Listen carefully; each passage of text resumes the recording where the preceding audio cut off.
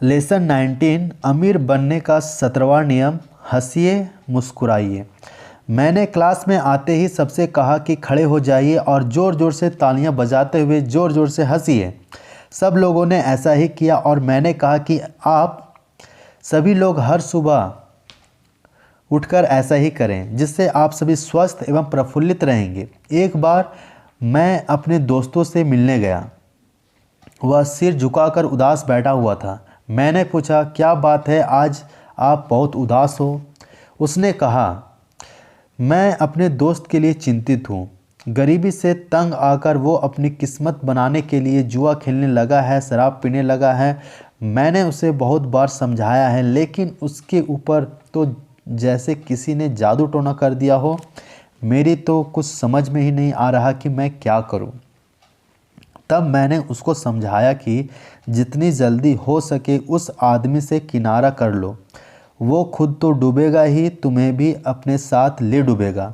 उसने अपना आत्मविश्वास खो दिया है, अब वो तुम्हारा मनोबल भी तोड़ देगा। खुद उसका जीवन अब उदासी की तरह से ढका हुआ है। अब वो तुम्हारी खुशियाँ भी निचोड़ लेगा। साहिर लुधियानवी ने प्यासा फिल्म में एक बहुत अच्छा शायरी लिखा था। हम गमज़दा हैं, लाए कहाँ से खुशी के गीत, देंगे वही जो पाएंगे ज़िंदगी से हम। जो आदमी खुद उदास है वो किसी को खुशी नहीं दे सकता। उसके साथ रहकर आप खुद उदास हो जाएंगे, मुस्कुराना भूल जाएंगे। दोस्तों, जब आप मुस्कुराते हैं तो आपका खिला हुआ चेहरा आपके मन को हर्ष और उल्लास से भर देता है। आपके अंदर एक ऐसी स्फूर्ति पैदा कर देता है कि आपका हर काम में मन लगता है। आपका हृदय सुंदर कल्पनाओं से भर जाता है, अच्छे अच्छे विचार पैदा होते हैं, सोच सकारात्मक हो जाती है, आशावादी हो जाती है। आपके स्वभाव में एक महान परिवर्तन हो जाता है। कहा भी गया है, आशा ही परमो ज्योति। आशा ही बहुत बड़ी ज्योति है जिसके प्रकाश में व्यक्ति अपना रास्ता देख सकता है। जे गिलबर्ट ऑकले ने तो हंसने को एक बड़ी दवा माना है जो मन को उल्लास से भरती है। कई महान लोगों का तो यह विचार है कि अगर आप 100 साल जीना चाहते हैं तो अपने इर्द गिर्द जवान और हंसमुख मित्रों का गिरोह रखो। कभी भी निराशावादी लोगों के बीच में मत बैठिए। हाँ, अगर किसी को अपने गम से उबारने के लिए मदद चाहिए तो आप उसकी मदद अवश्य करें, लेकिन इस बात का सदा ध्यान रखें कि किसी को खुशी देने में आपकी अपनी मुस्कुराहट गायब ना हो जाए। जो हर पल सदा मुस्कुराता है वह कभी किसी गम से ना घबराता है। जो दूसरों की मदद करता है उसे हर इंसान गले लगाता है।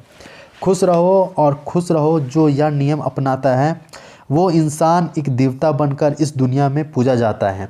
दोस्तों, हमारे देश के बहुत सारे चिकित्सकों का मानना है कि सदा मुस्कुराने वाला इंसान का दिल कमल की तरह खिला रहता है और इससे इंसान का स्वास्थ्य और उत्साह भी बना रहता है, और यह मनोवैज्ञानिक सत्य है। एक बात जो आपकी अर्ध चेतना में समाई रहती है वो बात आपके सामने प्रकट करना चाहता हूँ। दोस्तों, जैसा हम बाहर की दुनिया को दिखाते हैं हम अपने भीतर वैसा ही अनुभव पाते हैं। दर्पण में अपने आप को मुस्कुराते देखते हैं तो वैसा ही खुशी हम अपने मन में महसूस करते हैं। बिना खुशी के भी जब आप मुस्कुराते हैं तो आपका आंतरिक संस्थान भी प्रसन्न हो उठता है। हमेशा मुस्कुराते हुए काम करो। वो क्यों सर? एक लड़के ने मुझसे यह सवाल किया। उन्हें मैंने मुस्कुराने के प्रभाव के बारे में बताया। मुस्कुराते हुए कार्य करने से मन में स्फूर्ति बनी रहती है, काम में मन लगता है। मुस्कुराने वाला इंसान अपने आप को स्वस्थ मानता है और होता भी है। मुस्कुराते हुए इंसान का दुनिया भी तहे दिल से स्वागत करती है, क्योंकि आज की दुनिया में खुशी बहुत ही कम लोगों को नसीब होती है। हर कोई किसी न किसी चिंता में डूबा हुआ है। हर कोई खुशी की तलाश में भटका रहा है। बांसुरी के अंदर छेद है फिर भी वह मीठी सुर निकालती है। तुम्हारे अंदर दर्द है तो क्या हुआ, तुम मुस्कुरा तो सकते हो। तभी एक आदमी ने उठकर पूछा, सर आपको मेरा यह सवाल शायद बचकाना सा लगे फिर भी मैं अपने मन में कोई शंका नहीं रखना चाहता। आप कृपया यह बताने का कष्ट करें कि आखिर खुशी है क्या। यह सवाल बचकाना नहीं था, यह बहुत ही अच्छा सवाल था। मैंने इसका जवाब देते हुए कहा, दोस्तों, खुशी अच्छे स्वाभाविमान का नतीजा है। अगर मैं आपसे पूछूं कि किन बातों से आपको खुशी मिलती है तो बहुत किस्म के जवाब मिलेंगे। दोस्तों, खुशी तो मन की मौज होती है, कस्तूरी की सुगंध जैसी। हिरन उसकी तलाश में सारी उम्र की ही भटकता रहता है, लेकिन वो सुगंध बाहर से नहीं खोजी जा सकती, क्योंकि कस्तूरी जो उसके अंदर ही होती है। कस्तूरी की महक उसके अपने भीतर ही होती है और वो अनजाने में उसे बाहर ही ढूंढने में सारा जीवन बिता देता है। इसलिए हमें खुश रहने की मानसिक प्रवृत्ति बनानी चाहिए। कैसे? एक और प्रश्न उठा तो मैंने विस्तार पूर्वक बताना शुरू किया। खूबियाँ भी उसमें कुछ होंगी ज़रूर, क्यों मैं उसके ऐब देखा करूं। आपकी मानसिकता सकारात्मक होनी चाहिए। दुनिया की कोई भी चीज़ ऐसी नहीं होती जिसमें ईश्वर ने कोई ना कोई गुण ना रखा हो। गेहूं से निकला हुआ व्यर्थ भूसा भी गाय भैंसों का चारा बनने के लिए काम आता है। छिपकली ना होती तो सारी दुनिया कीट पतंगों मच्छरों से भरी होती।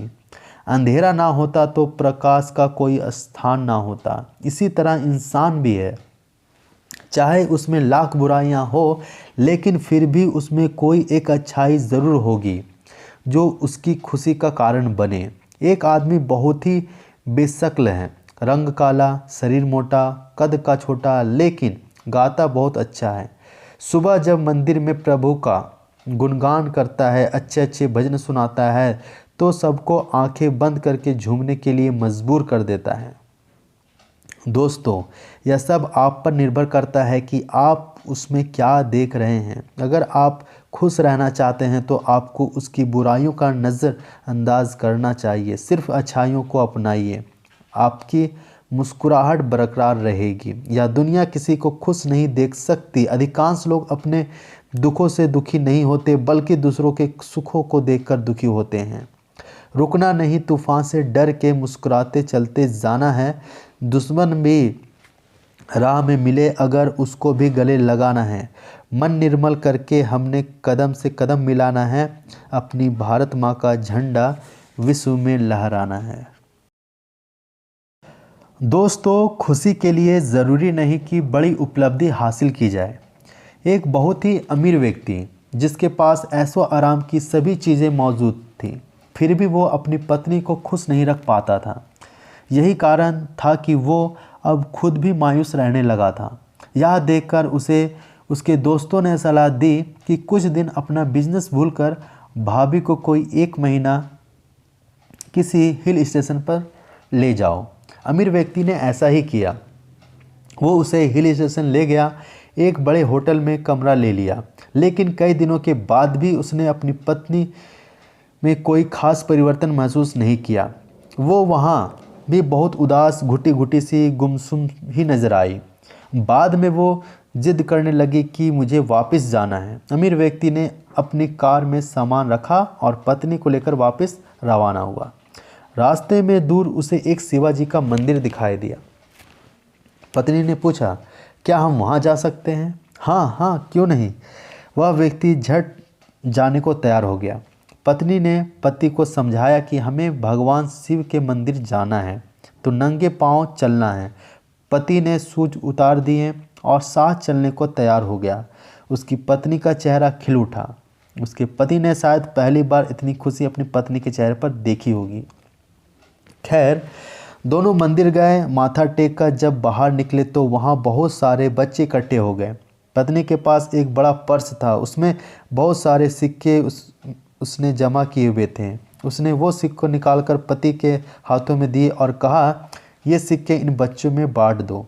उसके पति ने ऐसा ही किया। बच्चे सिक्के लेते हुए उसके पति से झगड़ने भी लगे। आपको सबको बराबर पैसे देने चाहिए। इससे 2 सिक्के मिले जबकि मुझे एक। ऐसी छोटी छोटी बातों पर बच्चे उसके पति से झगड़ते हुए खेलने लगे। यह सब देखकर उसकी पत्नी खूब हंसी। दोस्तों, अपनी पत्नी को खुश करने के लिए उसने लाखों रुपए खर्च कर दिए, लेकिन पत्नी को खुशी मंदिर के बाहर बच्चों को कुछ सिक्के बांटने में हासिल हुई। ऐसी छोटी छोटी बातों में खुशी तलाशनी चाहिए। कॉलेज में मेरा एक दोस्त था, उसे सिगरेट पीने का बहुत शौक था। कॉलेज के बाहर ही एक पानवाड़ी की दुकान थी। पानवाड़ी बहुत खुशमिजाज इंसान था। मेरा दोस्त अक्सर उससे सिगरेट लेकर पीता था। पहले नगद पीता रहा और अब उधार पीने लगा। पानवाड़ी पैसे उसके हिसाब में लिखता रहा। एक दिन वो कॉलेज छोड़कर चला गया क्योंकि उसकी परीक्षा ठीक नहीं हो पाई थी और वो फेल हो गया था। वो अचानक कॉलेज छोड़कर चला गया, मुझे भी नहीं बताया, सिगरेट का उधार भी नहीं चुकाया। मुझे पनवाड़ी पर बहुत तरस आया। मैं उस पनवाड़ी के पास गया और उसे बता दिया कि वो कॉलेज छोड़कर चला गया है, अब वो तुम्हारे पैसे देने वापस नहीं आएगा। मैंने देखा पनवाड़ी के चेहरे पर जरा भी उदासी नहीं आई, उल्टा वो मुझे भी समझाने लगा, छोड़ो भैया, वो चला गया तो फिर क्या हुआ, मेरे पैसे ही गए, मेरा स्वभाव मेरी आदतें तो नहीं ले गया। मैंने अब तक जो कमाया अपनी आदतों से कमाया, मेरी आदतें आज भी मेरे पास हैं, फिर कमा लूँगा। उसने यह कहा और मुस्कुराते हुए अपने ग्राहकों से निपटने लगा। दोस्तों, उसकी सफलता व खुशी का रहस्य भी यह था कि वो मुश्किल समय का सामना भी मुस्कुराते हुए करता था।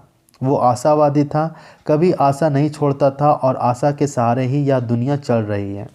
दोस्तों, छोटी छोटी बातों से ही आप अपनी खुशी बरकरार रख सकते हैं। हर परिस्थिति का सामना मुस्कुराकर करें, चिंता और भय को दूर हटाएं, लोगों की मदद करना सीखें और एक बड़ी बात, खुद को भी और दूसरों को भी माफ़ करना सीखें। किसी के प्रति मन में द्वेष ना रखें। दोस्तों, आपको अपनी शख्सियत खुशनुमा बनाकर रखनी चाहिए। हंसमुख चेहरे को देख सभी आपसे दोस्ती करना पसंद करेंगे। एक अच्छी शख्सियत किसी अच्छे इंसान के तरीके और व्यवहार के मेल से बनती है। खुशमिजाज दिखना आपकी खूबी है। जो आपके चेहरे से झलकता है वो आपके पहनावे से ज़्यादा महत्वपूर्ण है, क्योंकि यही आपका सच्चा एक्सप्रेशन है। बाहरी चमक दमक से कुछ देर तक चरित्र छुपाया जा सकता है, लेकिन जैसे ही असलियत नज़र आती है सब कुछ स्पष्ट हो जाता है। चरित्र और आकर्षण का आपसी संबंध बहुत गहरा होना चाहिए। प्यार से प्यार को बसाया जाता है, इसी से लोगों को हंसाना सिखाया जाता है। और हंसना वो दाव है मेरे दोस्त जिससे कांच को कोहिनूर बनाया जाता है। दोस्तों, मनुष्य के हंसने से उसके मन की थकान और चिंता का भार कम हो जाता है। अगर आप हंसोगे तो सारा संसार आपके साथ हंसेगा, अगर आप रोओगे तो रोने के लिए कोई नहीं आएगा। संसार आपको तभी पसंद करता है जब आप मुस्कुराते हो, हंसते हो। जो आदमी हर वक्त निराशा में डूबे होते हैं उन्हें तो दूर से देखकर ही लोग रास्ते बदल लेते हैं। इसलिए हंसना सीखिए, यह दुख दर्द मिटाने वाली अचूक दवा है। हंसो और जीवन का आनंद लो। दोस्तों, बहुत से व्यक्ति थोड़ी सी कठिनाई आने पर ही घबरा जाते हैं। जब कोई आशा की किरण नज़र नहीं आती तो अपने अनमोल जीवन को नष्ट करने की भी सोच लेते हैं। एक बार एक व्यापारी की जीवन भर की कमाई नष्ट हो गई, ऋण चढ़ गया। अब वो सारा दिन चिंतित रहने लगा कि अब वो कर्जदारों का पैसा कैसे चुका पाएगा। कर्ज चुकाते चुकाते तो सारी उम्र निकल जाएगी। उसका मन आर्थिक चिंताओं से भरा हुआ था।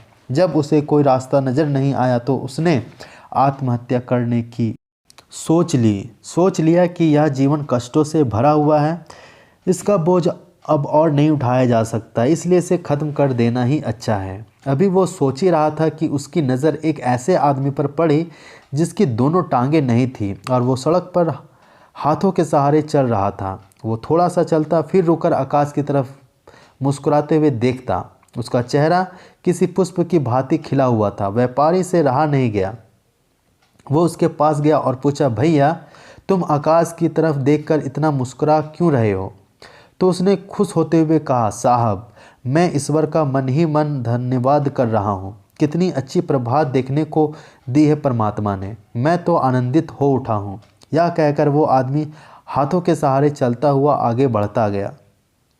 यह सब देखकर व्यापारी की तो आंखें खुल गई। उसका मन आत्मग्लानि से भर उठा। उसे अपनी सोच पर शर्म महसूस होने लगी कि एक आदमी जिसकी टांगें नहीं है वो फिर भी परमात्मा का धन्यवाद कर रहा है, और एक मैं हूँ जिसे परमात्मा ने इतना अनमोल शरीर दिया है और मैं उसका अंत करने जा रहा हूँ। दोस्तों, हमें चाहिए कि हम आज से ही प्रतिज्ञा करें कि सदा प्रसन्न रहेंगे और अपने संपर्क में आने वाले सभी लोगों को भी खुश रखेंगे। जो ईश्वर ने हमें दिया है उसी को सुंदर बनाने का प्रयास करेंगे और मुस्कुराते हुए अपने आने वाले हर पल का स्वागत करेंगे। आइए दोस्तों, हंसते हुए चाय पीते हैं और मिलते हैं चाय पीने के बाद एक नए नियम के साथ।